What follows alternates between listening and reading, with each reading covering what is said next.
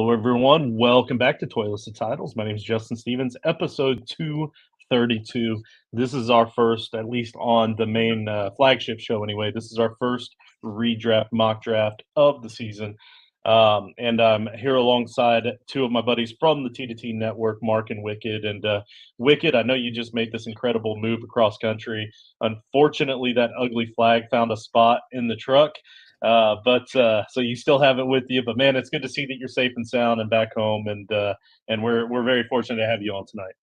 Yeah, man, I'm excited. I've been kind of MIA a little bit, especially on the live shows for the past couple of weeks, just packing and driving across the country and unpacking. But yeah, I'm happy to be getting back into the swing of things here. And we're definitely happy to have you back, Mark. Somebody that's been on more than usual here lately, filling in and helping out. So we appreciate you coming on as well tonight, man. How's it going with the new kegerator? Absolutely. It's going great. Like I said before I got on here, may not be good for me, but it's nice having one. Well, I just did a show with you about an hour and a half ago with Bob Lung, and your hat was on straight then. So I imagine you're really enjoying that kegerator. All right. So tonight's show, it's a mock draft. I do want to try to get that kicked off as soon as possible. We got guys in the sleeper waiting. But real quick, I do have to make a big announcement because this is something that we haven't come out officially with the title tribe yet.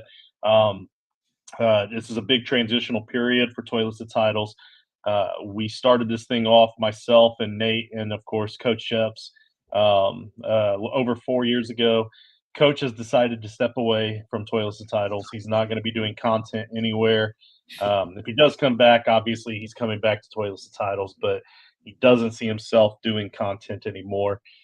His kids are getting older. He wants to travel more, make some memories with the kids, like priorities, that sort of thing. So all the love and power to him, and we still love and respect the coach. So we thank him for his time here. Nate will be coming back on to rejoin me, and I have a strong feeling that Mark is going to be a regular on the show quite a bit as well. We still have Wicked's Dynasty show with AJ and Dynasty Dog Mike. We still have the Fun Day draft every few weeks. We've still got the Sunday Night Live, and then there's going to be a whole handful of new shows in our normal in-season content. So we're still going to be around. Patreon.com/toilets-to-titles. But guys, I say we get this thing kicked off. What do you say? Let's do it. All right. This mock draft is a Superflex PPR redraft. Okay. So not a lot of redrafts are Superflex. I'm only doing one of them that are Superflex, and that's this one. From this point forward with redraft, I'm just going one quarterback, but I wanted to at least get one in there because I know there's still some out there when it comes to our normal followers. So started the draft and shutting that crap off. All right, and then let me share the screen here.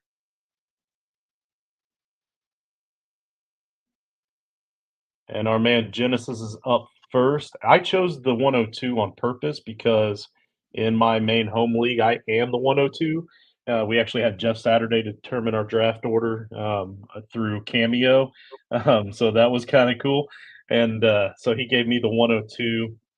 And for right now, we are a super flex league. I think it's going to probably change back to one quarterback.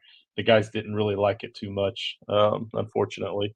I was hoping that would stick, but Genesis is logged in here. What's up? Yep, he's watching us on YouTube as well. Yes, we're ready to see it. So if you would just go ahead and start. Let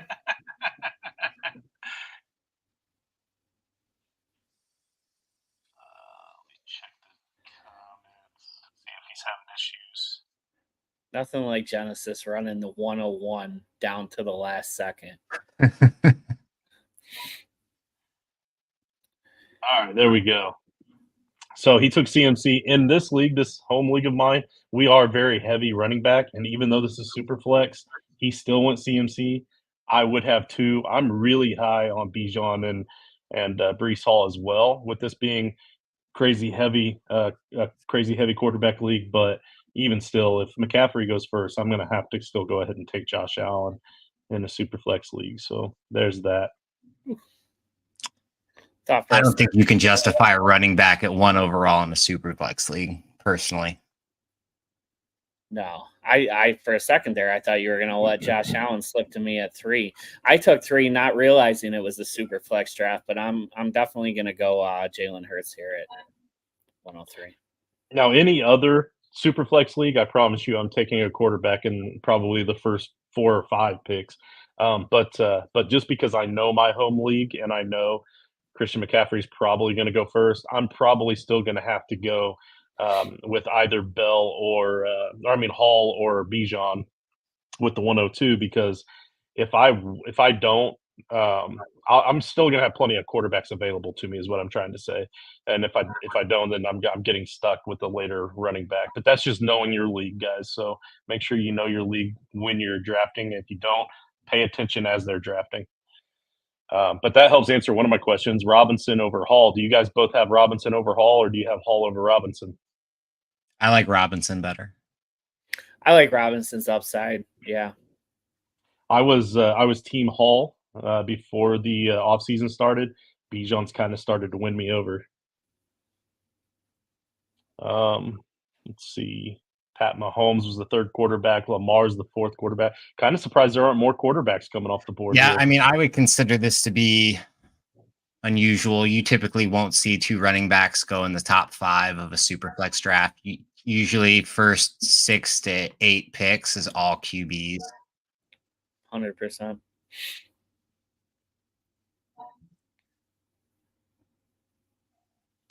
All right, let me make my pick here. So you guys know I like my wide receivers, and I like being at the turn because I can get some good ones. At the end of the first round into that turn, usually the top quarterbacks are going to be gone. I prefer to snag a couple of really good receivers in that range, and try to circle back to quarterback 3rd, 4th round. It's a good strategy. Yeah, you're always wide receiver heavy in any league that you do, though, that I've seen anyway. For the most part. I mean, sometimes, I got a T2T dynasty league that we're in, that finished drafting a couple of weeks ago, where I ended up with like Christian McCaffrey, Brees Hall in the 2nd and 3rd. So every now and then I will go RB heavy, but for the most part, I want those elite wide receivers because you can just count on them a little bit more, less likely to get injured. That Patreon league that we're in together, I did the math. You own 87% of the wide receivers that are in the NFL. They are on your roster. Yeah. Well, somebody's going to come knocking for him eventually. Yeah, it'll probably be me. Let's see. So after Lamar, Stroud, okay, Anthony Richardson's a guy I obviously have to talk about. I know that there's a really good chance he could be the quarterback 1 at the end of the season if he stays healthy. I just can't trust it, man. I really can't. And I guess until he proves it wrong, I'm never going to be able to trust it. So as far as Anthony Richardson goes in redraft leagues, based on where you have to draft him, I think he is a make or break pick. I think that if you draft him in the 1st and he hits, you've got a really good shot to win the championship and make a good playoff run. If he does not hit, I think he's going to sink your team. Yeah. Yep, I agree. And especially in 1 quarterback leagues, because a lot of redrafts are 1 quarterback. So I wouldn't even draft him at all in 1 quarterback. This is way too risky. So Brees Hall all the way to the 207. I mean, again, super flex, so I shouldn't be too shocked, but that's a guy that I was, highly considering at the 102. So I don't think there's any way he gets back to me at the 211 in any draft, but that's a little bit further dip than I expected. And you're up, Mark. Yeah, I this might be surprising to some. I know a lot of people love Gibbs, but I'm very big on Taylor this year. I have him as my 3rd running back or 4th running back behind McCaffrey, Bijan, and Hall. So glad to get him there in the 2nd round, end of the 2nd round. bit concerned about his drive. Since he got paid, it just takes a hangnail and he's out for 2 or 3 weeks. He doesn't show that kind of burst in motivation that he used to, but crazy good talent. When he's on the field, man, he could be a top-notch running back. But also, guys, I'm a Colts fan, so those of you that are listening to me bash the Colts, I'm probably just a little jaded. Do you like any of the players on your favorite team? No, I mean, let's see. I'm gonna roll with since I went. Yeah, I'm gonna go with Saquon Barkley. I think that he's gonna get a huge workload in that crazy good offense this year. So I want to definitely get Barkley. And I know this is a super play, so I kind of expected Genesis to take a quarterback there on the turn. I was hoping that Puka would be there for me, but I'm not seeing a whole lot there at wide receiver that I feel like I have to reach for. And then quarterbacks are going to get pretty slim by the time they get back around. I think I'm going to take the rushing upside with Jaden Daniels. I know this might be a little bit early for redraft, especially without having huge bonuses for rushing or anything. But I think having that rushing quarterback, that's a good upside in any redraft. So now I have my 2 quarterbacks. I actually think that by the time season rolls around, early third, late second is where you're going to see Jaden Daniels. I'm guaranteeing you he's going to get a ton of training camp buzz. People are going to get excited. He's going to look cool in the preseason and flashy. And I think that he's going to really shoot up in ADP by the time the serious redraft leagues are kicking off. Yeah. So I wasn't planning on going 2 quarterbacks this early, but they are shortening up, and there's nobody I'm in love with right now at the top of the ADP. So I'm taking Purdy and that San Francisco offense. Just so many points available there.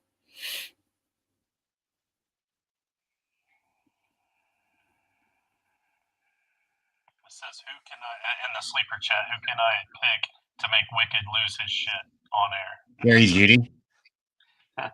I'm going to say Jerry Jeudy. I'm going to say any wide receiver. Oh, wait. No, I got it. Higgins.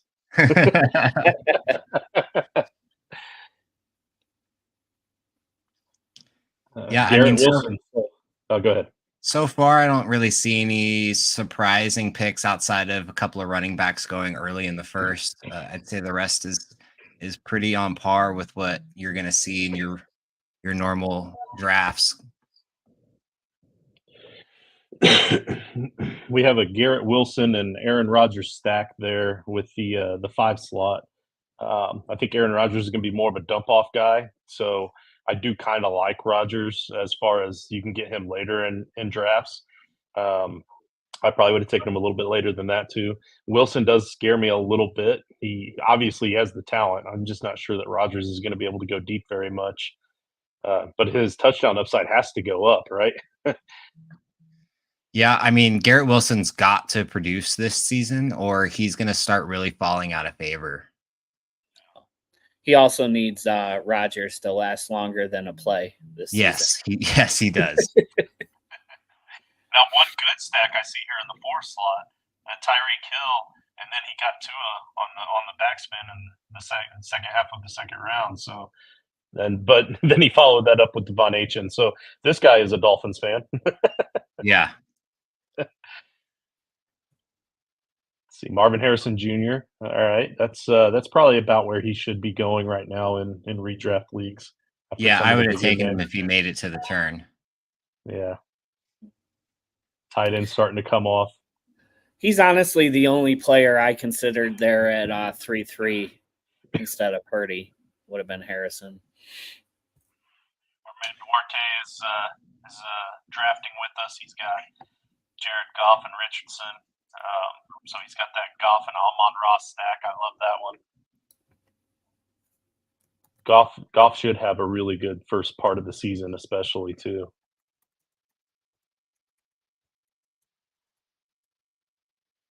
The mailman Nate, he's having some issues.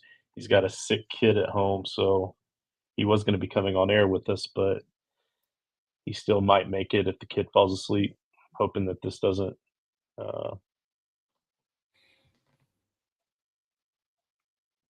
See, it would probably be Kyron Williams if it goes to auto pick because he doesn't have the green light there.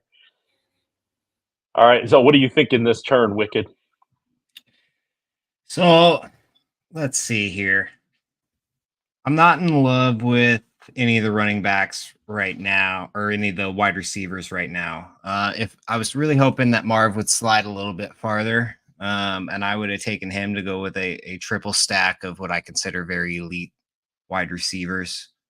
At the tight end slot, you could go with McBride or Andrews or even Kincaid. I think all of those guys are solid picks. Is this a TEP league? Are we assuming? No. Yeah. No. Then non tight end premium, I'd probably wait a little bit longer on tight end. I think right here I gotta get myself squared away at quarterback. You never want to be in a bad position at quarterback in a super flex league. It's just so hard to recover if you're missing out on quarterbacks. Nobody's going to trade any to you. I know we had a lot of QB injuries last year that helped people out, but that's not always going to be the case, and you can't depend on that coming out of your draft. So I think that I'm going to go back to back here on quarterbacks and pick up Justin Herbert and Trevor Lawrence. I think Herbert is going to have to throw the ball a ton this year. He might not have the most efficient season, but I think he's talented enough to overcome the lack of weapons with the increased volume that he's going to see. And then I think that Trevor Lawrence still has better days ahead of him. I think he had a little bit of bad luck with some dropped passes and dropped touchdowns last year that would have made his fantasy season a lot better. So I'm banking on the fact that that ball is going to bounce a different way for him this year, and it's going to put him back end QB1 is kind of where I expect him to be.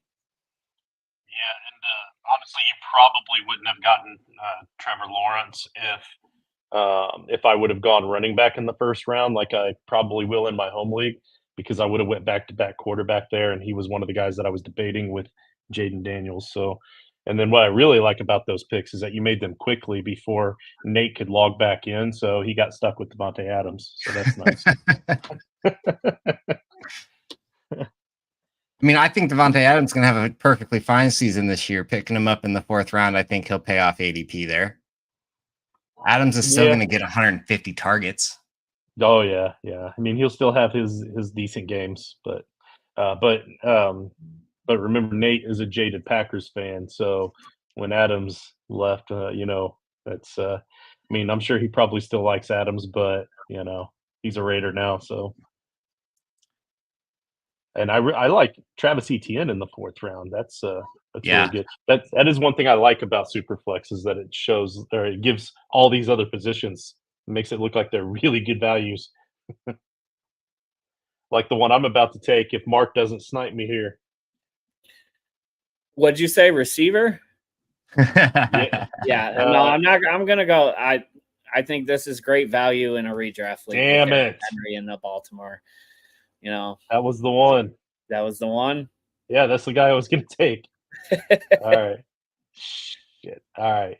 That's all right. I need a wide receiver anyway. I'm gonna take Mr. Consistency, Mr. 1,100 yards and at least 10 touchdowns, Mike Evans. Great pick. I mean, not that it's the best to have as your wide receiver one. He's kind of more of a low end wide receiver one, high end wide receiver two, most weeks, but it's consistent. So if he's going to be my wide receiver one, I may as well get one that's consistent. 100%. If I went receiver, that's who I would have went with. Still only 2 tight ends off the board. Yeah, in a non-tight end premium league, I wouldn't recommend chasing them too hard in the first 4 to 6 rounds. Right. Just because they tend to just not get enough targets. That's really what it boils down to. Right.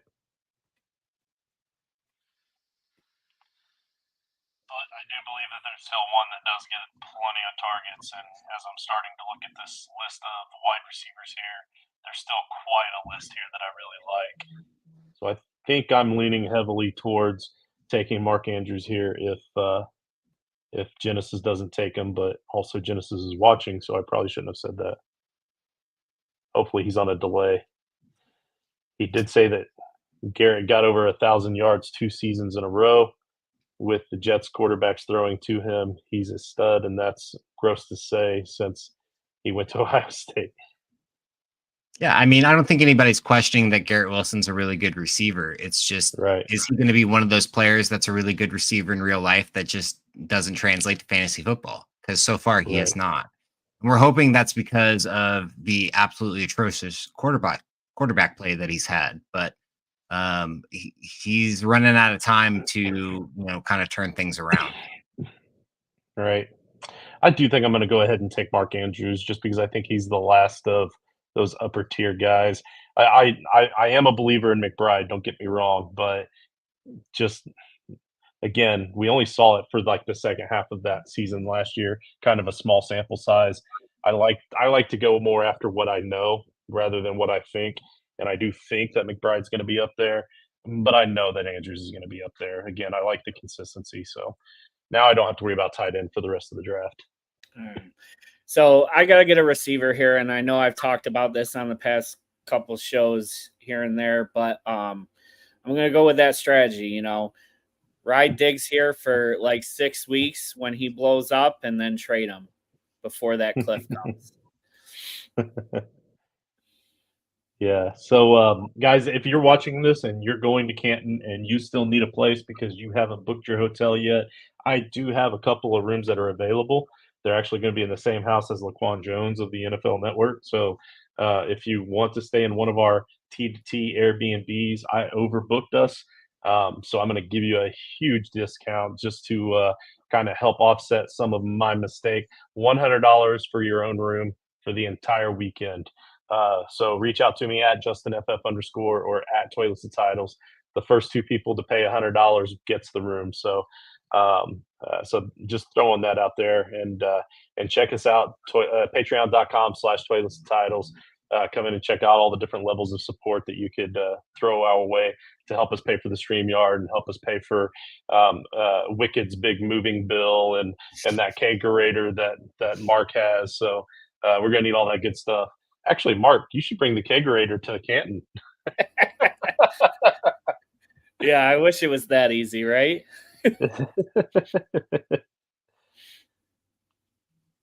All right. Let's see. So Samuel and Ayuk back to back. That's interesting. Do we think that those guys are both going to be there? Yes. Yeah. I think if they were going to trade him, they would have done it already. They've got no reason to wait. I think they had no intentions on trading him before the draft, and now they're kind of at a point where they wish they would have. I mean, we've already seen Ayuk starting to change his story a little bit, right? Saying he wants to be in San Francisco and all of that. Like, yeah, I don't see him going anywhere. I don't think it makes sense for San Fran to move them at this point. I think if they were thinking about getting rid of one of them, they should have done it before the draft and gotten some premium capital in this year's draft for them. Otherwise, they're already on the books. You've already got them under contract. They're already going to be showing up. Use them.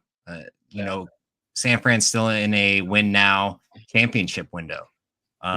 There's no reason to hurt your receiving core right now unless you're getting something really good in return. And I think if they were going to get that, they would have had it already.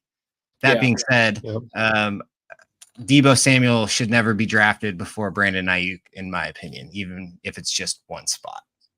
Yeah, for selfish reasons, for fantasy football purposes, I really wish one of them would have left.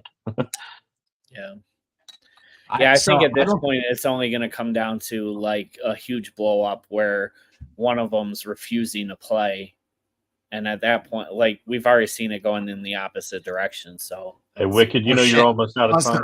Pause the clock. Shit. Hold on.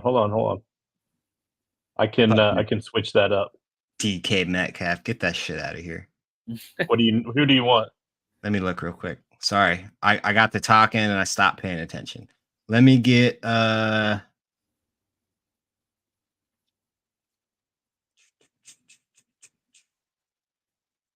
me get James Cook right there.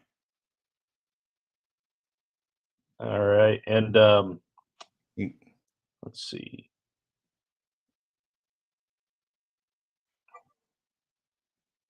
Benefits of being on the commish squad. You get to bend the rules a little bit. So I don't know who this is, but P for Shizzle says that you're wrong. Debo outscores Ayuk, and that Debo is is not half the receiver that Ayuk is. That's coming from the guy that drafted Debo over Ayuk. Debo benefits a lot from the Shanahan scheme and how they utilize him, but he is not a very good receiver. Duarte, damn it. I was kind of hoping Kupp would somehow slide all the way back to me when I took Andrews. That was a pipe dream, obviously.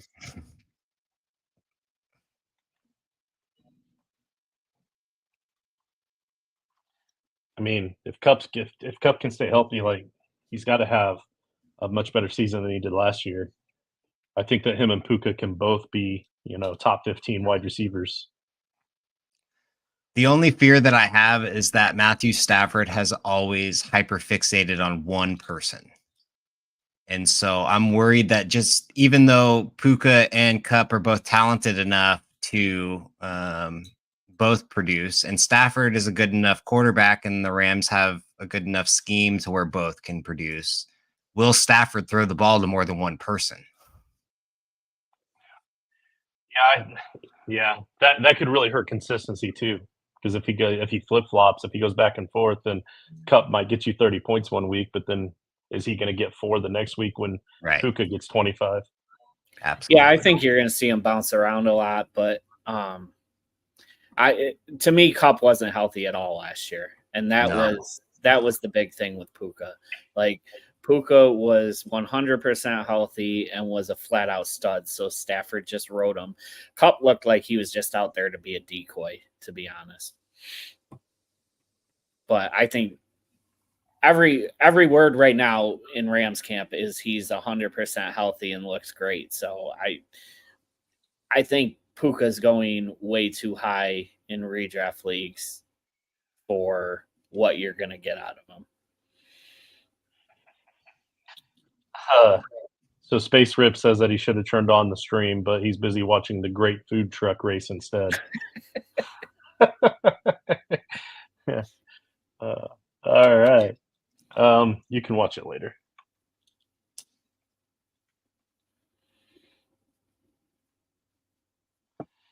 All right. Let's see. Oh, there goes T. Higgins. My boy T. Higgins off the board. As his wide receiver too. I'm sorry, man. That sucks. I definitely would have taken Dell. Any idea where I'm going here? You should know. Let's see. What do you need? Pickens. No. This in a redraft, the number 8 overall receiver last year with only 13 games. Come on. Yeah, this Allen. Is a great pick 6. The guy that's going to go from having 150 targets every single season to about 85. Yeah, I don't know about that. They're going to have to throw the ball a lot. They're still going to be a bad football team. All right, so my man Genesis on the end here still doesn't have his quarterback, and I still have one quarterback left I really want. We had on the host of the Locked On Titans podcast, who's been doing interviews with coaches and people that are around the team, and plus all the stuff that we've seen the Titans do this offseason. Obviously, it shows that they're moving from the running game to a pass-heavy offense. And this guy, good or not, he's going to be throwing the rock 40 times a game. If he's going to throw the ball that much, he's going to get some fantasy points. So I'm going to go with Will Levis as my QB3 in just about any super flex league. I'm getting him. as my QB3. Probably could have waited a little longer, but Genesis on the end there, and I don't know how much Genesis knows that I really like Will Levis, so I didn't want to take that chance.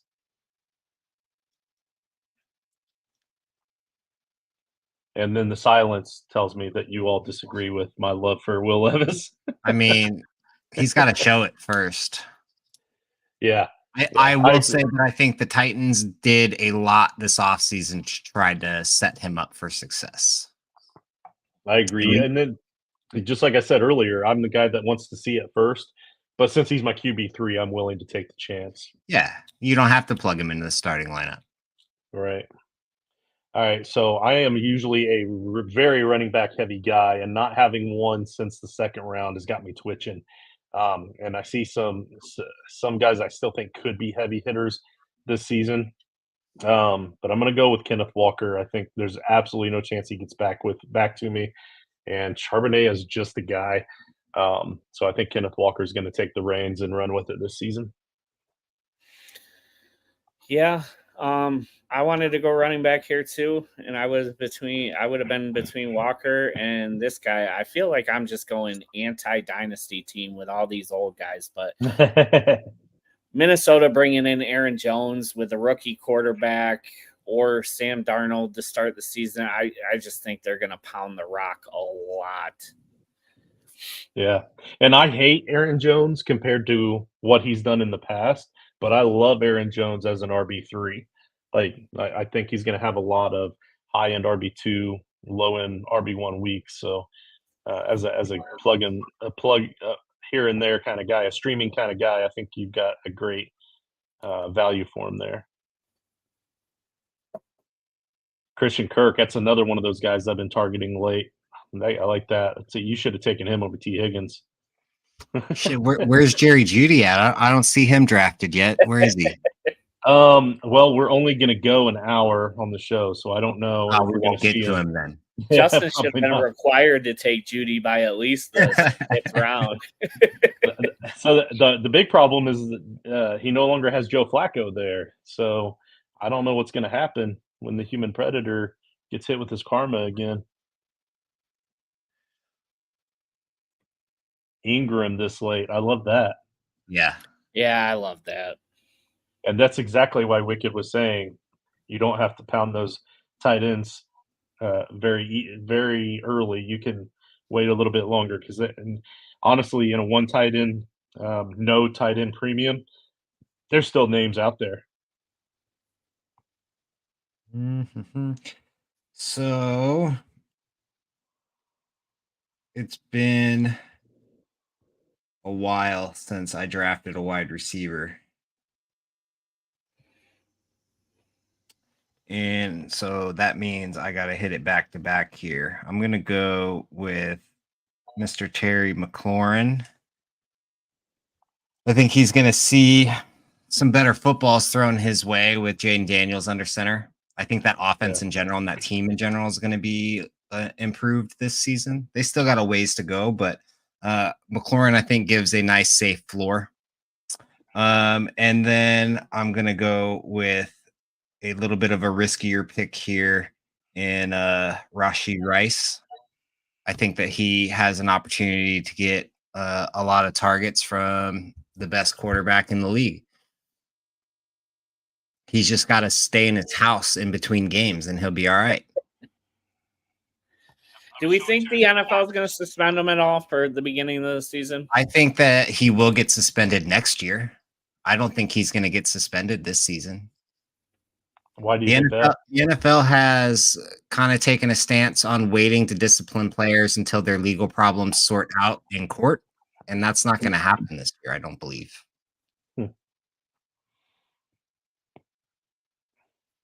That's interesting. And of course, the auto pick guy takes Stevenson. Appreciate that, buddy. Who just got a nice contract.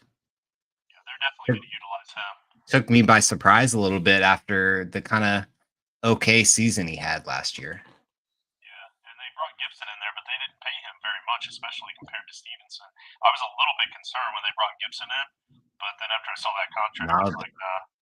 Yeah, they definitely made a commitment to Stevenson. Yep. Ferguson also showing us why you can wait on tight ends. Yeah, that man's going to get like 85 to 110 targets this year. He might be the second target on the Dallas Cowboys offense, which has been very good for the past 4 or 5 years. So, because they have a very good quarterback, whether people want to admit that or not. Yep. And Dak loves throwing to the tight end. Yeah. What do you think about Swift in Chicago this year? I like Swift anywhere. Swift is at least a different running back than what they have on the roster. I feel like they had a bunch of the same type of running back, and I think Swift gives them a little bit different dynamic. So I think he's going to have a good role within the offense, despite the fact that there are quite a lot of running backs that are currently on the depth chart. Yeah, that's fair. That's my biggest fear, though. Like I don't trust Chicago to not use way more running backs than they should on a regular basis. Yeah. So that's me. I'm gonna go with a little stack here and pair George Kittle with Purdy. That's Purdy stack. So so for me with Swift, I also like you got a rookie quarterback. He's gonna no matter how good he is, there's still gonna be times where he's gonna play that dump off game, and Swift is perfect for that too. So especially since this is PPR, I really like the pick. All right. Still see a couple of good starting running backs out there that I like. Still only have one wide receiver. Probably ought to address that issue. Hey, I may as well go for the stack, right? If I end up being correct about it, then I'm going to have the Levis Ridley stack. If I'm wrong about it and Levis throws 4 interceptions a game and he's bad for fantasy, he's still going to throw the rock a bunch. So Ridley should still get a lot of catches. And then I'll follow that up with Lad McConkey. And yes, I did take Ridley over Hopkins on purpose. I do think that Ridley's going to be the wide receiver one there. And I think Hopkins can he hold on to the ball in the end zone. See, I'm going Hopkins here. If he bet himself, he will. Agree with you. I do agree with you that Tennessee is going to be shifting to a pass-heavy offense, and I think, regardless, Hopkins is still a top-tier wide receiver. So I think he's going to get plenty of opportunities. Yeah, no, but to answer your question, Wicked, if he bets on himself, Ridley will absolutely hang on to the ball in the end zone. I hope so, because I had Ridley in some leagues last year, and he kind of ticked me off a little bit. I watched that man drop so many passes last season. Kind of like me watching Higgins. I love seeing Corum go that early. Look at that. Well, I was going to say, he also kind of needed to take him that early from the 7 spot. The shizzle here, if you look at his team, he only had one running back, and that was Kamara in the 6th. So he really needed to make a move at running back soon. So that's a pretty good move there. I like it. I was going to say that probably pissed the Kyron owner off, but he's on auto already. That's Nate, so.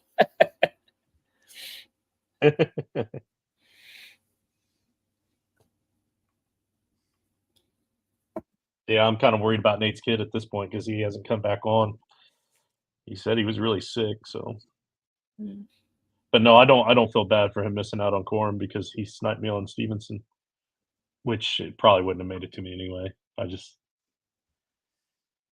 Okay, back to Genesis now. He did finally get his second quarterback, so he's got Baker Mayfield and Bryce Young. A lot of people are saying they like Bryce Young for a bounce back season, or not bounce back. He was a rookie last year, but for a bounce season.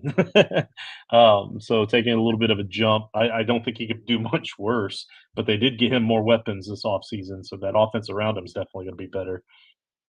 I think he's going to be better, but I think he's still going to be pretty bad. Yeah, I think that both can be true. All right, so I need to go ahead and grab.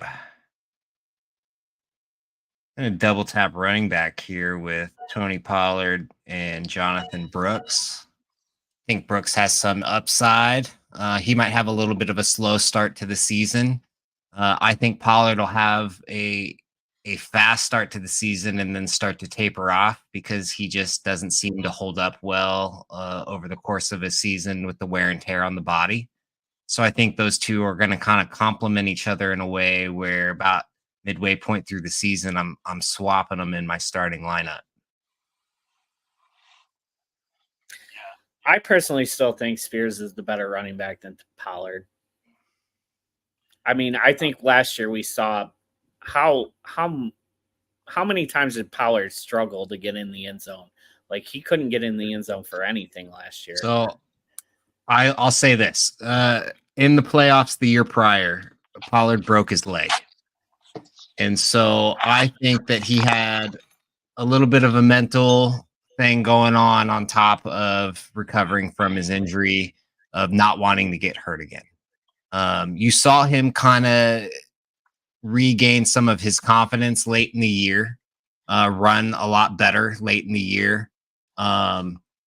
And I think that the Dallas offensive line, if I'm being perfectly honest, I watched every snap of Dallas Cowboys football last season, and I do not think that they were very good at run blocking, especially between the tackles. Tyler Biage at center got pushed around a ton. That's one of the reasons they let him go and drafted a replacement. Tyron Smith at left tackle, he was great in pass pro, but he struggled in the run game. Just age is catching up to him. And then the right tackle, also Terrence Steele, was not very good in the run game. And he's also, coming off a knee injury. So I don't think the offensive line was very good at run blocking last year. I think that Pollard had some of his own stuff that he was working through, both with injury recovery and, the mental aspect of not wanting to get it hurt again, because it was a pretty serious injury. But I do think that you saw him start to do better towards the end of the season, and I think a change of scenery is going to be good for him. My concern with Pollard is just that I don't know that he's going to hold up to a heavy workload should Tennessee try to give him one. Yeah, that's fair. And go ahead. The only other thing I was going to say was, like, I know Dallas's offensive line wasn't that great, but I don't think he's going anything much better in Tennessee. I mean, I think we look at Tennessee as a running team because they had Derrick Henry for so many years. He can make any offensive line look good with how he can shed off tackles, but I just don't know if they're much better. Yeah, but I still think that Pollard is going to easily be able to be a middling RB2, and drafting him at the end of the 9th round. I think that that's about as good as you're going to get. Yeah. And also with Pollard, the Cowboys, like, he had a really good season 2 years ago, and the Cowboys utilized him in a certain way. Last year, they didn't utilize him the way that he is meant to be utilized, because they didn't have Zeke there, and they needed to utilize him more and more between the tackles, and that sort of thing. And he's just not built for that. I think we all kind of thought he was going to be, but he wasn't. And now he's going into an offense where he's going to be able to be utilized more in that pass-heavy way. But he was also taken before the running back in that offense that should have been drafted first. I got a board bet for you, Wicked. I say Spears outscores Pollard. What do you say? No shot. Okay. I definitely think that Pollard will outscore Spears. So that one hurt. I really wanted Brian Thomas there because I think Trevor's got to go earn that contract he just signed, and I think if he's going to, Brian Thomas is going to be a big part of that. Just because I'm not a huge believer in Gabe Davis, and outside of Christian Kirk and Ingram, that's all you got. So I guess I still want to go receiver here. I'm going to go to Coleman just because Buffalo needs something, right? Damn. You made me feel good about myself there. Yeah, great pick. I love it, actually. Let's see. Big shout out to DJ Paul Howard in the sleeper chat. He said that he just subscribed on YouTube. Guys, please give us that subscription. Just hit that like button. Comment about how much you hate Simon for sniping me here. Man, now I'm tilting because that was kind of like the last real good wide receiver I wanted there. So I think I'm gonna go back over here to what I know and what I love, and that's my running back. So What, you don't want to draft Jerry Jeudy? no, I can get him late. I like the value. I'm going to go Trey Benson on this one. I think he's going to have an opportunity to do some stuff. And then Connor's always hurt, at least for a little bit. And I think that if he's hurt enough that Benson gets any kind of opportunity, then they'll find ways to utilize him afterward as well. So I like Benson here. I think Benson is talented enough that he'll carve out a role for himself regardless of an injury to Connor. Right. And now I'm back up. Let's see. Yeah, I think I'm good at quarterback.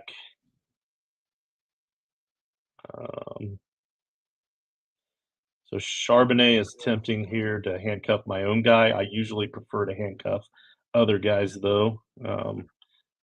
That way, if one of their running backs go down, they're coming after me in a trade.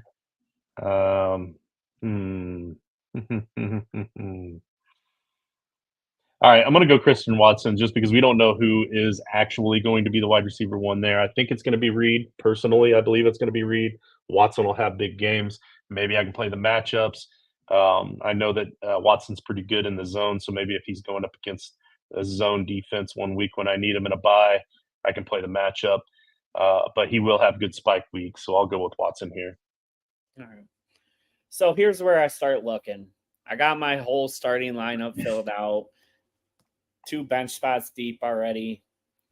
And I'm looking at what's available. And, it could be a complete bust. But if I get 75% of Nick Chubb in the 11th round, that's what she said. 75%. That's all we got sometimes, That's right. Especially after that kegerator hits.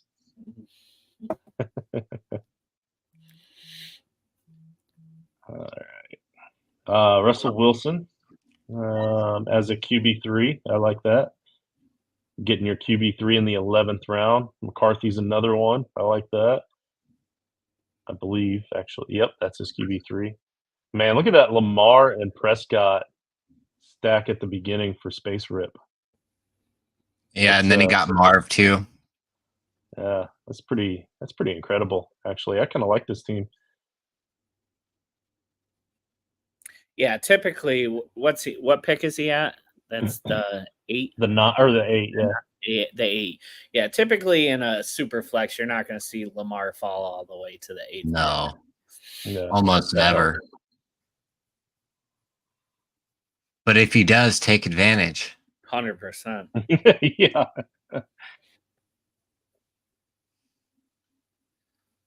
Looks like Jerry Jeudy might just be at the tail end of page 2 of the wide receivers. He's moving up. Yeah. That's the sad thing is he's still going to outscore Higgins. No.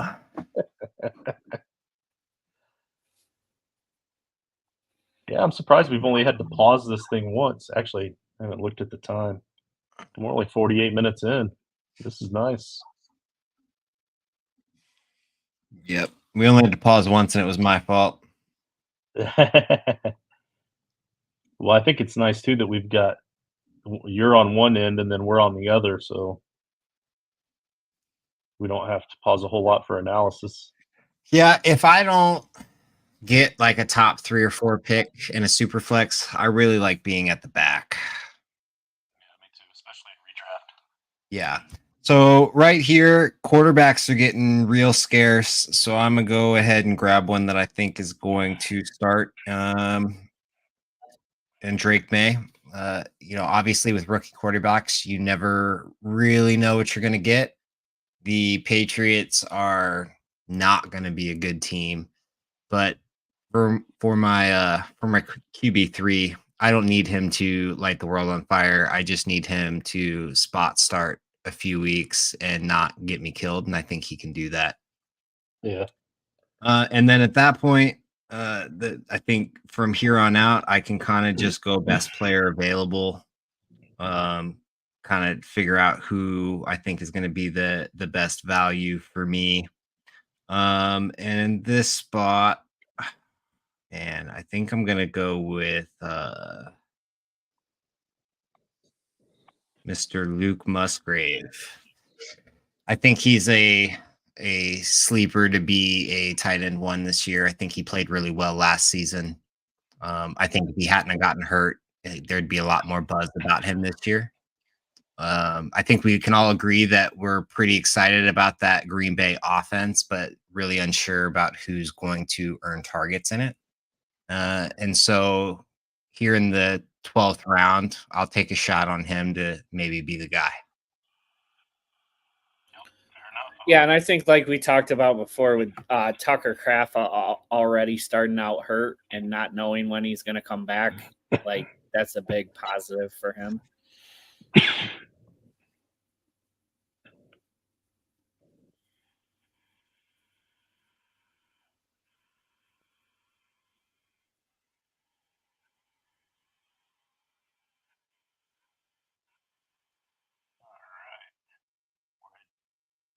Howard is up. He currently has 2 quarterbacks.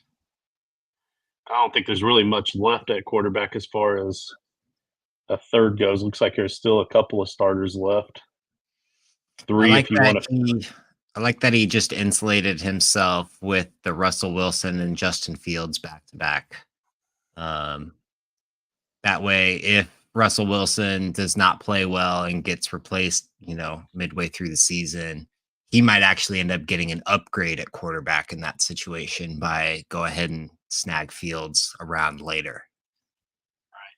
And a lot of people might look at that and think, well, he probably could have waited a couple more rounds, but we're in round 12 now, so you don't want to take that chance.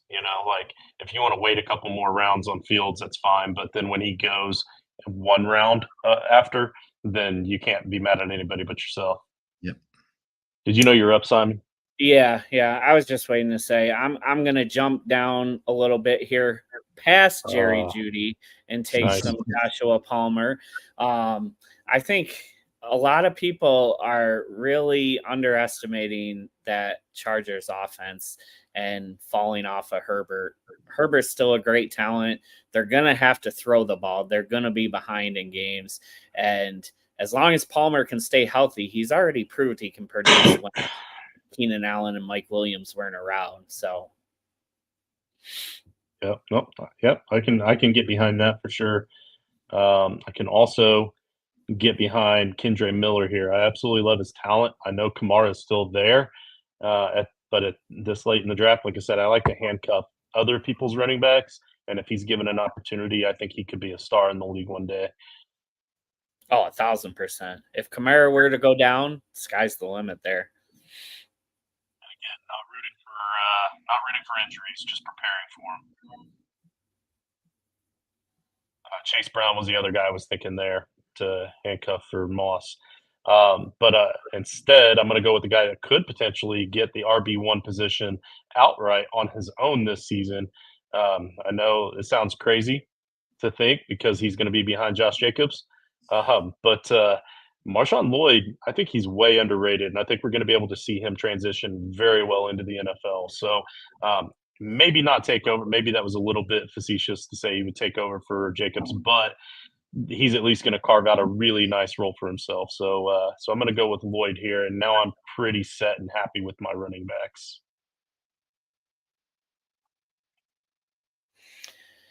Yeah. I think I'm going to go with another receiver here, a guy that's kind of always overlooked. He's nothing fancy, nothing special, but I mean, he's always right there, good for a plug-in with Jacoby Myers. I was just listening to a podcast earlier today talking about it was a dynasty podcast talking about tearing down in trades and tearing down from like a Terry McLaurin to a Jacoby Myers who basically scored the same amount of points per game. And you get Jacoby Myers so much later than a Terry McLaurin. I think he's a really underrated player that provides a really nice floor late in drafts. We have a Jeudy sighting. Jerry Jeudy is off the board. Oh, there he goes. So the 1306. Now I know I have to take him probably at the 1211 to 1302 if I'm going to lock him in. But I mean, seriously though, he's going to be the number 2 option in an offense. I mean, like Is he for though? this late, well, yeah, who else is going to be an option over him? The water boy? All right, nice. Also, I've been playing Madden a little bit lately, and I was able to get Jerry Jeudy in a startup, and he's been able to rank up pretty fast because they had him underrated on Madden as well. Who's excited for college football making its return this year? Yeah, I am. I hope that they don't screw it up. It looks like they put a lot of effort into it, which is nice. All right, so I'm going to go ahead and take Rico Dowdle here. As a Dallas fan, I kind of got a little bit of an inside curve on this guy. I've been watching him for a couple of years now. Really hampered by injury earlier in his career. It had a little bit of a chance to show out last season. People are really thinking that Zeke Elliott's going to be the lead guy in this backfield, and that's just not the case. Rico Dowdle is going to be the leader of a committee, and it is going to be a committee. So, that obviously caps the upside. But here in round 13, 14, if you can get a starting running back, even if it's in a committee, I consider that a win. And then late in drafts, I tend to just like to take some high upside risks because if they don't work out, it's not going to kill me. But if they do, they can really amplify your squad and kind of lead you to a championship. So, and one of the ways you can do that is by taking rookies. And so I'm going to go with Mr. Troy Franklin. I know that he lost a lot of buzz with the way the draft went for him, but hooking up with Bo Nix in Denver, I think is going to be good for him. And I think that Denver needs a receiver to step up because Cortland Sutton's just a guy. They got rid of Jerry Jeudy, who was also just a guy. I mean, Bo Nix has rapport with Troy Franklin already. I think that this could end up being a really good situation for him. Yeah, absolutely. There's, not enough competition there to scare me off from taking him this late. Parasol. I really liked Parasol whenever I was very, very high on the idea of Ayuk leaving. I think that he'll still have a shot because, Debo's going to pull a hamstring at some point. I wonder if Shizzle after in dynasty formats, just not in redraft. I wonder if Shizzle after taking Minshew was hoping that O'Connell would come back so he could do what the guy in the 5 spot did with Fields and Wilson.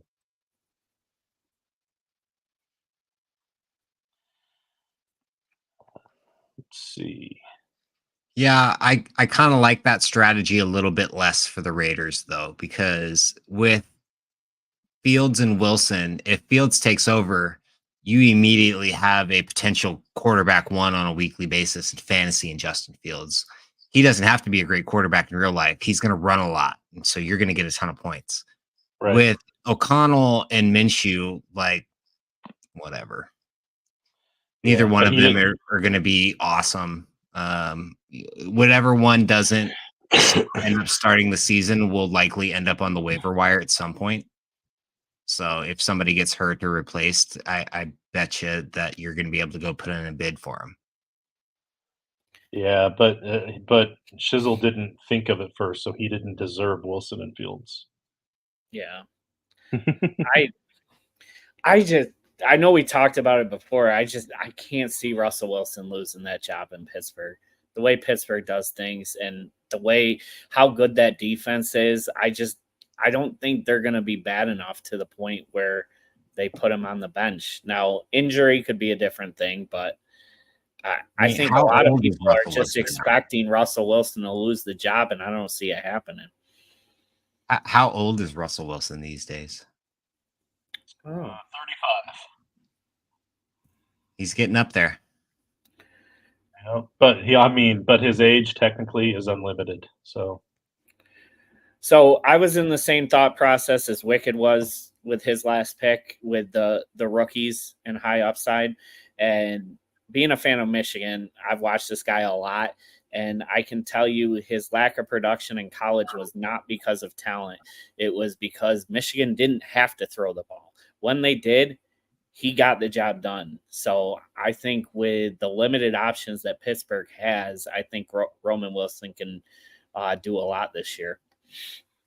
Yeah, Roman Wilson was the other guy I was considering with Troy Franklin. So I love that pick there. All right, so Quentin Johnson did not come off the board. I kind of thought after I passed up on, and I went 2 running backs at the last turn, I was going to miss out on Quentin Johnson.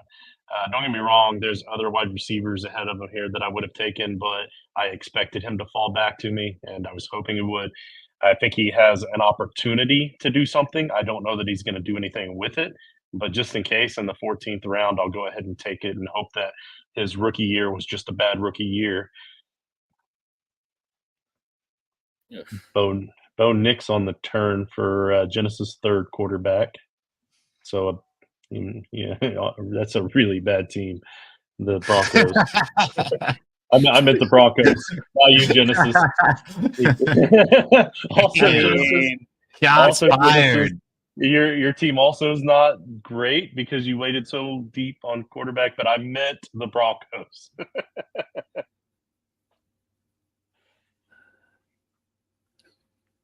You guys did not help immediately laughing either.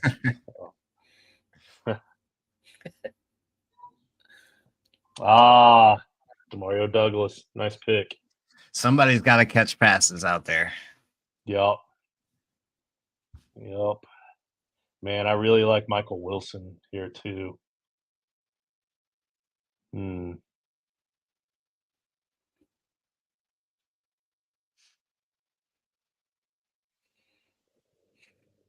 Couple sleepers at tight end, but yeah, I'm gonna go ahead and go with my heart here. I'm gonna go with Michael Wilson. We got to see him at the Senior Bowl a couple years ago. He played really well all week. When given an opportunity last season on the field, he had high efficiency rates. Now he's going to be the wide receiver too, so he's going to have a real chance, especially with Marvin Harrison taking the coverage. So decent sleeper here. This pick disgusts me, but let's go with maybe I'm wrong and he will do something, but Gabe Davis, I guess everybody has a price at some point. Yeah. No, I don't hate it. Ray Davis, I was considering I was considering him right here as well, the rookie out of Kentucky. So, but I think he is another one of those guys. If given an opportunity, he can show that he's a flash, and he's pretty comparable to Cook, really. So, like, I think he's just going to be a true backup. So if Cook does go down, I think he'll get most of the load.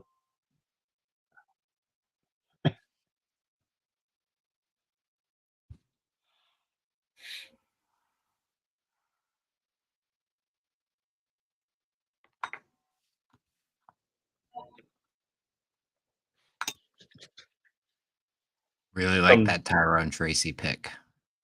I was going to say some dude named Tracy just went. I mean, all he's gotten ahead of him is Devin Singletary. So right.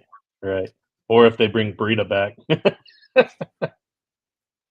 I was kind of surprised that they didn't try to sign Clyde Edwards-Helaire while he was out there for so long before the Chiefs got him back. But I also don't like Clyde Edwards-Helaire. I just think that he probably would have been a notch up above what they had. The Giants are dedicated to not being very good right now. So that's fair. All right. So I just said that there were a couple of sleeper tight ends that I still like that were out there. Isaiah Likely You're gone. Or both of them. I was kind of hoping to get Likely late just because I have Mark Andrews. You never really know. But also I think that Likely will get more playing time as well. So, I mean, he showed he's good. He was. Yeah, I think Likely's a great pick there. I was looking at him as well. I thought he might slip another round there. So I'm going to continue with the theme of, dart throws with potential big upside. And I'm going to go ahead and grab, where is he? Jermaine Burton in Cincinnati. Oh, nice. I think right now he's going to slide into that Tyler Boyd role, which was a pretty decent, flex filler for you. And then should something happen to Higgins or Chase, they miss a few games, I think Burton could be in line to be a pretty good producer. I think he's a talented receiver on a good offense, and he's going to get some opportunity right away. And then I'm going to take a little bit of a long shot here in Luke McCaffrey, just because I think that with the transition period that Washington is in, they're desperate for people to step up and be playmakers. And so they're going to give these young guys a real good opportunity to do so. I don't necessarily know that McCaffrey's got the talent required to be a high-level fantasy producer, but I'm willing to take the risk here. I got another side bet for you, Wicked, because you took Burton, and I absolutely love Burton. Okay. So here's my side bet. In the last 6 games of the regular season, so the Bengals' last 6 games, we're not talking fantasy games, but in the Bengals' last 6 games, Burton will outsnap Higgins. Not due to injury. Not due to injury. Deal. Got it. Yes, outsnap. That's what I said. He's going to play more than Higgins because he is better than Higgins. Yes, sir. What if Higgins gets traded? Well, I mean, it might help Higgins a little bit depending on where he goes. I just want to say McLaughlin right there at round 16 is a great sleeper pick. You all know how I feel about Javonte Williams. Yeah. He's not very good. Not very good. And with Peyton there, and he's trying to form a culture there, like he's going to be quick to the draw to let somebody else take the reins. I mean, I think Russell Wilson really only had as much opportunity as he had because the rest of the team around him was so bad, and he was such a veteran for so long. If it wasn't for that, I mean, also they didn't really have a whole lot of other options after Wilson, but I think you're right with McLaughlin. He's got an opportunity. And here comes the defense. I was actually going to take a defense this round. In my home league, they usually go around 12 or 13, maybe 11, depending on who and where. But they score a lot more in my home league. But I'm gonna go with my backup tight end here and take Tyler Conklin. I think if Rodgers can stay healthy, we know he likes to utilize the tight end, so I think he could be a sleeper, not where you could use midseason or even as trade bait halfway through. Yeah, I like it. And I've said it 1,000 times. The last 2 seasons with the Packers, Aaron Rodgers was the dump-off king. He loved to dump off the ball he rated among the highest in the league the last 2 seasons that he was with the Packers. And then now he's coming off of an Achilles injury where he's not going to be able to scramble a whole lot, I'm sure. So yeah, I really love that pick for sure. So did the Cowboys already go? I thought only 2. Oh, no, there they are. Wow. All right. Yeah, I thought the defenses were ranked weird on Sleeper. Never trust Sleeper, IDP, or team defense rankings. Yeah. So last year in the draft night out, I took the Cowboys and I took Aubrey because they had kickers as well. About probably 5 rounds earlier than anybody else took a defense or a kicker, and that's because I looked at the point system. And guys, know your point scale, know your point system. If you know they're going to outscore more, then go ahead and reach a little bit early. And if you do, after everybody laughs at you at the draft, you can wear this to the draft the following year after you win the league because you went early in the positions that you knew were going to score higher. And so I'm talking about that nice little ring right there. I'm going to be wearing that back at draft night out this year. And just to kind of rub it in and try to find as many of those guys from that division as I can.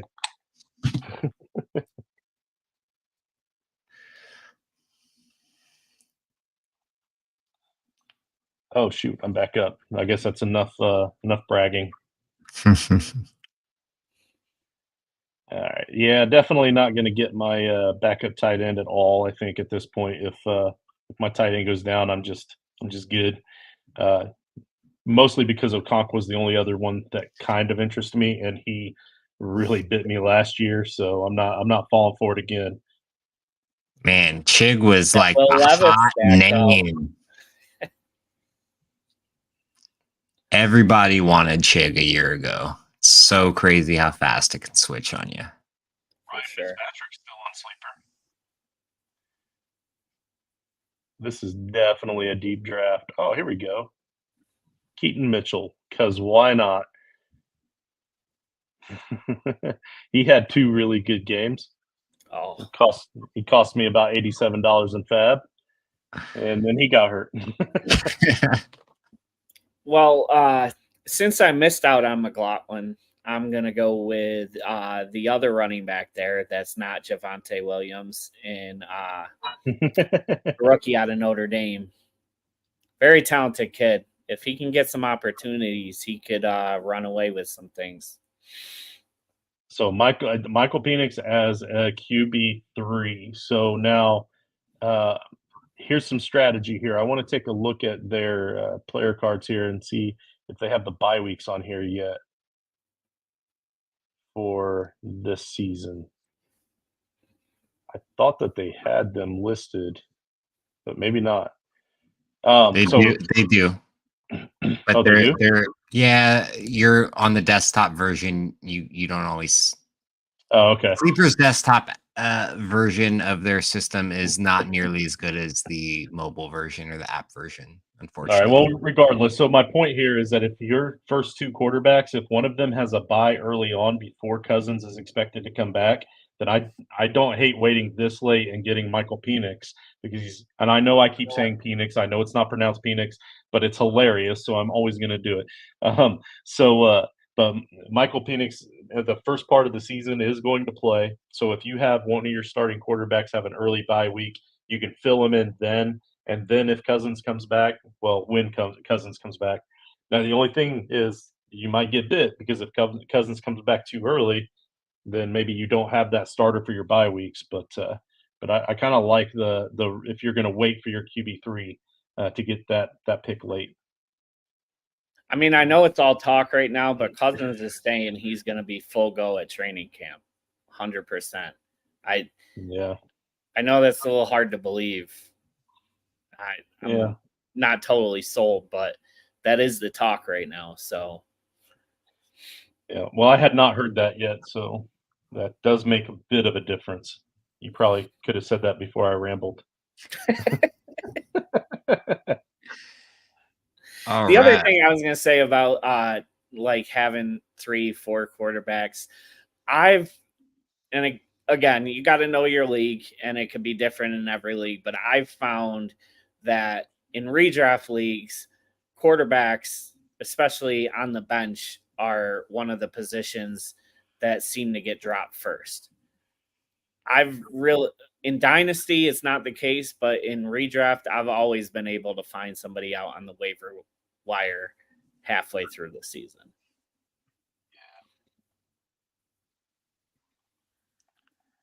What do you got, Wicked? Thinking. Oh, okay. Thinking. You don't have to take a defense. You can hit that on the waiver wire. Yeah, so in this situation where I don't love any of the defenses, like there's no defenses out there that I'm going to start most weeks. I'm going to commit to streaming defenses. Yeah, that's what I said. That I always have like a top 2, 3, depending on the season, maybe 4. If they're not there right around the time that the defenses are going, I do the same thing. So yeah, if I can't draft a defense that I'm going to start every week, basically, then my goal, if the league allows, is to just not draft a defense at all. And I'll just pick whichever one up off the waiver wire that makes the most sense a few days before the game. Yep. So here I'm just taking some dart throws. Will Shipley, Saquon has a pretty lengthy injury history. Shipley might get some games this year behind a really good offensive line. And then, this isn't a player that I have a ton of faith in Marvin Mims. But again, somebody in that Denver receiving corridor needs to get targets. And maybe it's Mims. And so I'll take a dart throw in the last round.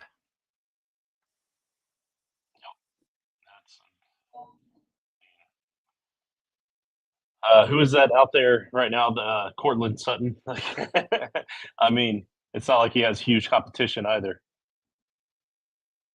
Yeah, I mean, it's Cortland Sutton and then a bunch of dudes. Yeah.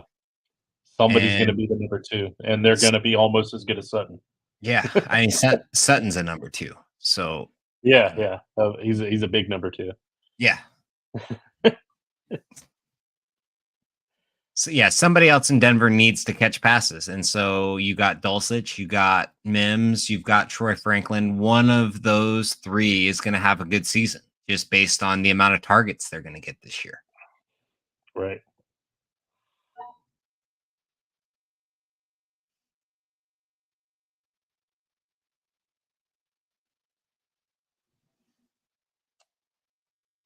ZPEN Dilly 11. I don't know who that is, but I agree with them here. They said that you are one of the best in the business, Wicked. I try. I'm in quite a few leagues with him, dynasty leagues mostly.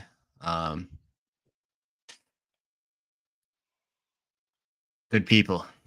Corley, I like Corley this late as well for kind of yeah. Definitely he's worth a flyer for sure. The key with Corley is that they're gonna have to plan a way to use him. You can't just throw him out there and base it in all of your route concepts and expect him to produce. They need some things schemed up for him to take advantage of the skill set that he brings, kind of like what the 49ers do with Debo. Oh.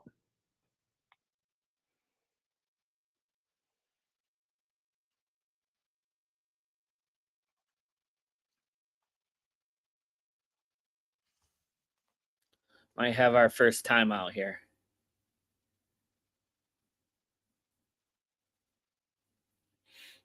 Well, other than we've had a couple that have switched to auto. The 2 defense auto pick, I like it. If you're in my league and you don't show up to the draft, you're probably going to have 4 defenses by the end of the draft. So this makes sense. All right. Yeah, so I'm doing the same thing here. I'm not taking a defense. I'm just taking a pure dart throw, and I don't expect White to have that big of a drop off this year, but I think Bucky Irving is more talented than anything he's had behind him. So I think it's worth a shot with the last pick. All right. And I'm just going to take the last starting quarterback still left out there, even though I don't think he keeps it for very long, if he even still has it at week 1. But for right now, they're still saying that he's likely still the starter for week 1. So I've got Sam Darnold down there at the end. Yeah, fun draft, guys. Yeah, absolutely. I think what I'd like to do is not convert to league. I think what I would like to do is I'm gonna go through here and maybe pick out some of the stacks that were drafted. That wasn't my intention going into it, so I didn't say that, but I might go through some of the stacks, or at least some of the stacks that could have been if people were reaching for some stacks, and maybe discuss those on next week's episode, along with releasing the 8 new monster cards. I know I released a couple of them, in the redraft series that we had. I never got around to releasing the rest of them. But we have 8 brand new monster cards for the Frankenstein Listener League. So next week's episode, I'm going to release all of those to let everybody know what they are and what the special powers are. And for those of you that don't know about the Frankenstein Listener League, it's pretty much it's a league where Freddy Krueger is going to get drafted before Pat Mahomes. So pretty wild league. It is still fantasy football, believe it or not. But if you like crazy fun leagues, tournament style leagues, we had 96 people in the league last year. I think it's going to be pretty similar to that this year. Let us know. Again, reach out to us at JustinFF_ or at Toilets and Titles, and I can get you started in the right direction with that. But Wicked, is the Dynasty episode a definite this week? I don't think so. I have not been. I think AJ's on vacation and Mike is working nights. That's why I wanted to hop on a show with you guys tonight, because I don't think we're going to do the Dynasty episode this week. Right on, right on. Nope, I understand that, and I think there might be a chance they might be doing the Sunday night live on Sunday. So you might reach out to them too if you want to get in on another one. But because they didn't go this past Sunday, and they usually that was supposed to be the scheduled week. So they might be going this next week too. But Mark, thanks again for joining us. Appreciate you coming on. Absolutely. All right. Again, patreon.com/Toilets and Titles. I don't know of anything else that we need to talk about or discuss, but there will be more Frank news coming up next week. I promise. Coach and I have been working hard on it, so I will have more to share next week, next Tuesday night. Have a great night, y'all.